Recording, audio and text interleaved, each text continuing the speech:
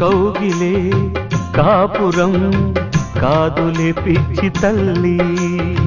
మల్లెలా మంచమే మందిరం కాదు చెల్లి, తేనెతో దాహము తీర్చదే నాడు పెళ్ళి, త్యాగమే ఊపిరై ఆడదయ్యేను తల్లి, కామానికి దాసోహం